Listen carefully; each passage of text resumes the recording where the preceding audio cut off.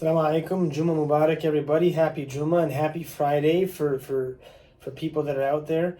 In this video, we're going to look at how to solve word problems that demand or request the point slope form. Now, for some reason, whenever we introduce word problems into almost anything, even though the concepts don't change and the formulas don't change, often we find students kind of like this.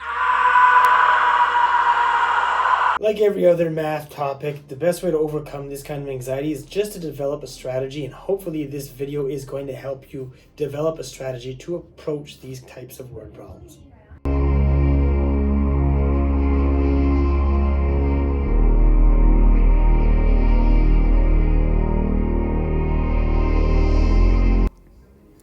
So the first thing we're going to do is we're going to list all givens and link each of the givens to a variable in the point slope form formula.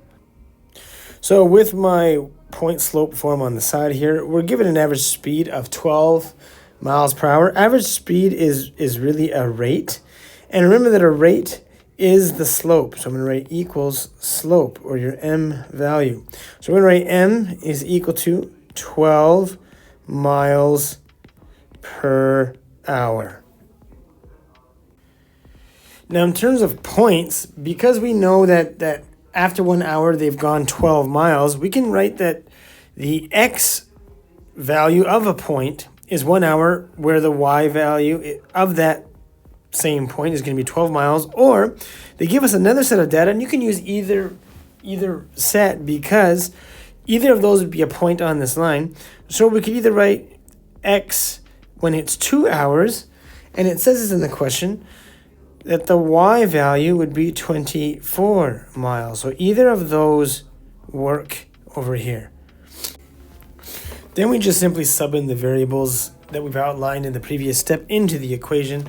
So on the left side, it's y minus, we said that y1 could be either 12 or 24, so we'll go with the first one here. But if you did this one, keep in mind that is also okay. So y minus 12. And then outside here is going to be the slope, right, or the rate, which was 12 miles per hour. So we're going to write 12 over here. Remember, the rate is always the slope. And then inside, once again, we're going to write x minus, and the x1 for that point is just 1. And so this is our equation from the following problem in point slope form. And then, of course, if we're translating this to an equation in terms of the distance and time, then since time is the independent variable, time is going to be the x, which we can put as an h, and then distance would be dependent on time. So we're going to make the distance over here the y variable, since it's dependent. And so if we're writing the actual equation, it would be d minus 12 equals 12h minus 1. And that would be the full equation with regards to time and distance.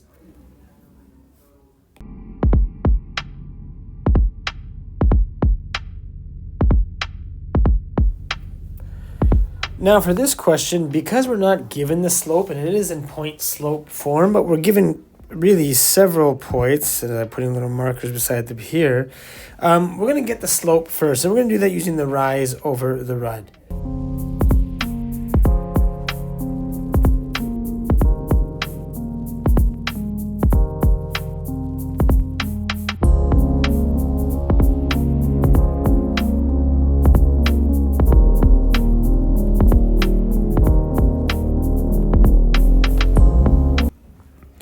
So I calculated my slope to be 10 over 11. So now I have the m value.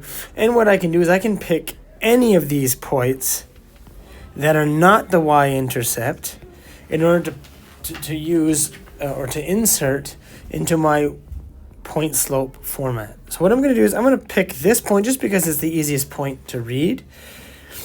And so the x is going to be 2,000. And the y value is going to be 1,000. So now we have the y1 and the x1 in our point. Or as our point, I should say. So now using our point slope formula, we got y minus y1 equals m multiplied by x minus x1. The y value, of course, we leave it optional. And then the y1 we said over here was 1,000. So we're going to write 1,000 here. And then the slope was 10 over 11. And then x minus 2,000 as the x1. And this would be our point slope formula for this relation here.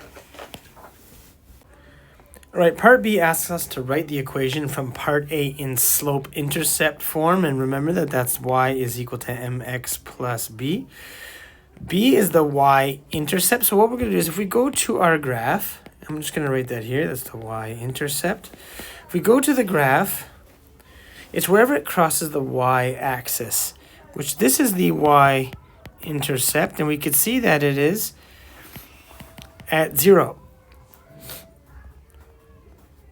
So we have y is equal to, and then the slope